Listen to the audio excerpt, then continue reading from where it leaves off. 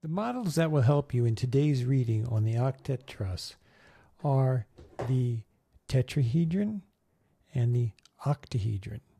You can make these out of magnetic toys like this geomag or out of Zohm. When you combine the tetrahedron and octahedron, here they are, tetrahedron, octahedron, and when you combine them flush, you start the truss and you can continue going in any direction. For your modeling, you may want to make an octahedron and then attach a tetrahedron to the side. And if you put a tetrahedron on four sides, you end up with a bigger tetrahedron, what Fuller calls a two-frequency tetrahedron, because each side has two struts. The Octet Truss is a very rigid and strong arrangement. Here's a YouTube where someone printed an Octet Truss. You're seeing it from the side. You can see those square faces.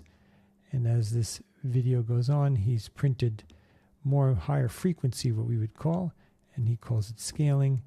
We go to here, and there is a quite fine structured Octet Truss.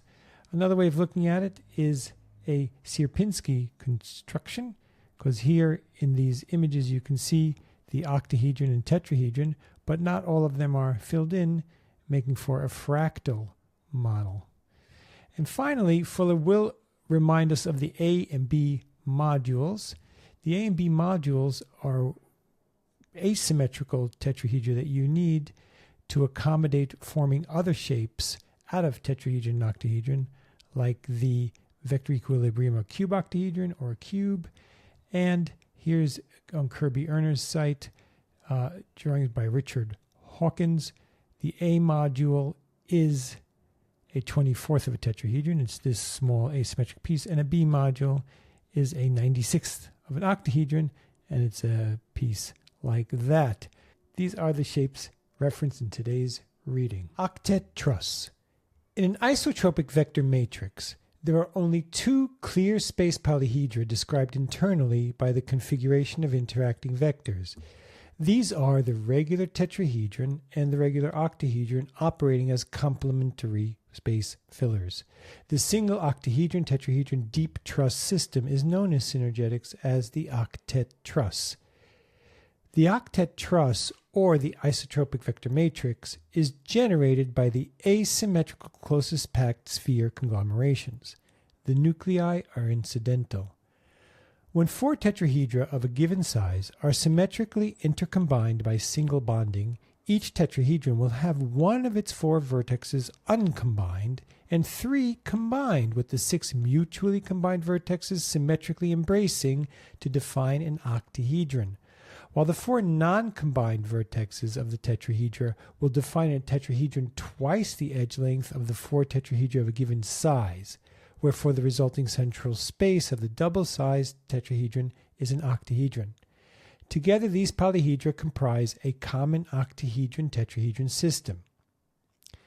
The tetrahedronated octahedron and all other symmetrical polyhedra known are described repetitiously by compounding two types of rational fraction asymmetric elements of the tetrahedron and octahedron. These elements are known in Synergetics as the A and B quanta modules. Force distribution.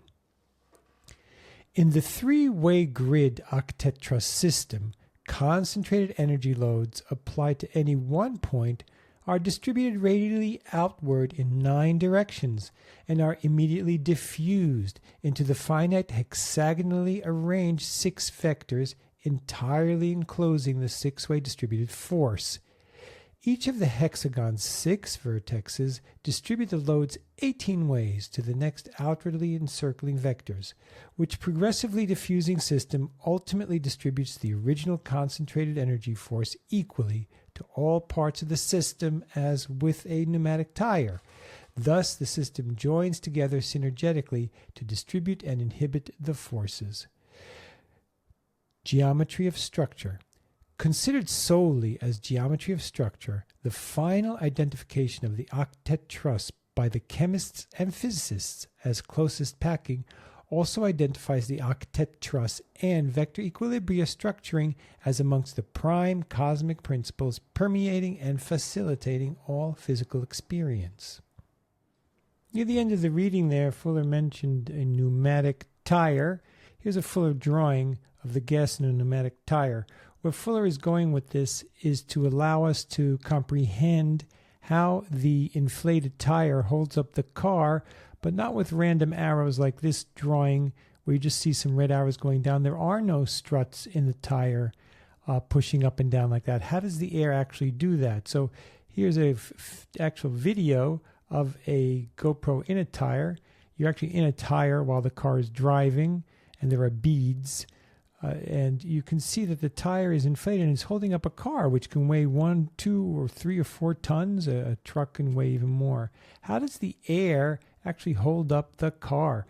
Fuller is urging us to conceive of this as an octet truss. And in this drawing, he's picturing the gas molecules repelling each other with these little vectors. And those vectors, in the end, could be described by the octet truss. Imagine that inside the gas molecules are arranging themselves in some type of octet truss. Thanks for reading with us.